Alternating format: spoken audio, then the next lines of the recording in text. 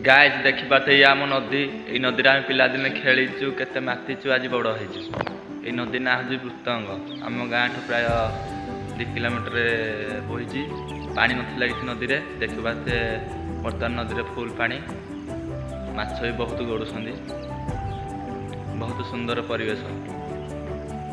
आगुरी पानी नथा लोक मैंने गाधोवा बहुत असुविधा होते बर्तमान देखुए प्रबल गोलिया पानी काली जो वर्षा है ये वर्षार प्रबल काठ आसिक आसी लोक मैंने बहुत उपकार हुए जहाँ भगवान बहुत बहुत धन्यवाद नदी में पानी आसला हारी एति पानी यथेष्ट।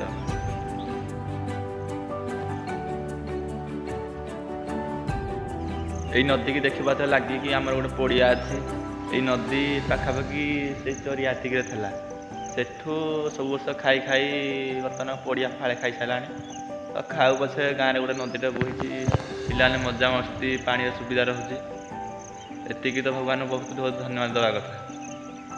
देखु पाते आम पड़िया गाँव में पिला ना बर्तमान जी जहाँ बाटर बाहर अच्छा पड़िया घास प्रबल हो जाए।